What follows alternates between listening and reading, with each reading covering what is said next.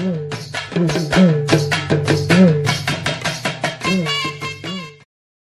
வீட்டில் வந்து பார்த்திங்கன்னா 3வது வாரம் தான் நாங்கள் ஆடி கூழ் ஊற்றுவோம். இந்த ஆடி கூழ் வந்து 3 நாள் ப்ரிப்பரேஷன் நடக்கும். வெள்ளிக்கிழமை மாவு கரைக்கிறது, சனிக்கிழமை கூழ் காசுறது, ஞாயிற்றுக்கிழமை தான் கூழ் ஊற்றுறது.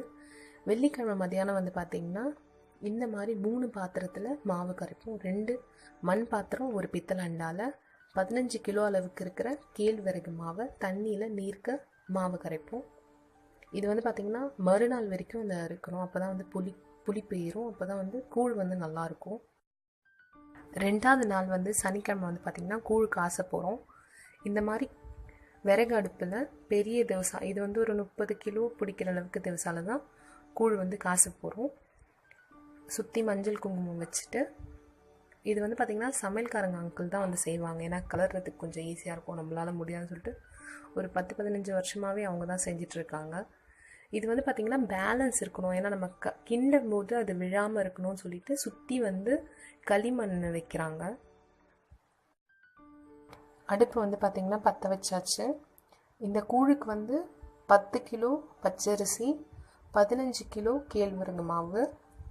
அரிசி பச்சரிசி வந்து பார்த்திங்கன்னா மிஷினில் கொடுத்து ஒன்றும் பாதியாக உடச்சிருக்கு. இதை வந்து தண்ணியில் நல்லா கழுவிட்டு ஊற வச்சுருக்காங்க. அதுக்குள்ளே அந்த தவசால வந்து தண்ணி சேர்த்துருந்தாங்க. அந்த தண்ணி வந்து நல்லா கொதிச்சிடுச்சு. இப்போ வந்து நம்ம ஊற வச்ச அந்த பச்சரிசி நொய்யை வந்து சேர்த்துடலாம். அந்த நொய் சேர்த்ததுக்கப்புறமா நல்லா கிண்டிகிட்டே இருக்கணும், இல்லைன்னா அடி பிடிச்சிரும். அடியில் வந்து கட்டி முட்டியான மாதிரி ஆகிடும். ஸோ அதை வந்து ஒரு ஆள் போடுவாங்க, ஒரு ஆள் கிண்டிகிட்டே தான் இருப்பாங்க.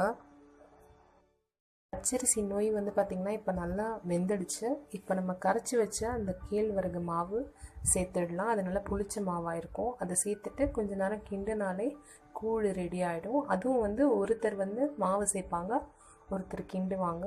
இப்போ கூழ் வந்து பார்த்திங்கன்னா ரெடி ஆகிடுச்சு. எப்பயும் போல் இந்த வருஷமும் கூழை கரெக்டாக முடிஞ்ச உடனே, கூழ் வேலை முடிஞ்ச உடனே மழை பெஞ்சுது. ஸோ இந்த வருஷமும் நாங்கள் எல்லாருமே ரொம்ப ஹாப்பி. மறுநாள் வந்து பார்த்திங்கன்னா ஞாயிற்றுக்கிழமை படையலுக்கு வந்து பார்த்திங்கன்னா எல்லாமே ரெடி பண்ணிகிட்ருக்காங்க. பச்சரிசியை பொங்க வச்ச சாதம் இது. அந்த சாதத்தை சின்ன சின்னதாக உருட்டி அதில் வந்து வெல்லத்தை பவுட்ராக்கி அதில் கொஞ்சம் கொஞ்சமாக சேர்த்துட்ருக்காங்க. முரத்தில் மஞ்சள் குங்குமம் வச்சு கொஞ்சமாக வேப்பிலை போட்டு அதில் தான் அந்த சாதத்தை வைப்பாங்க.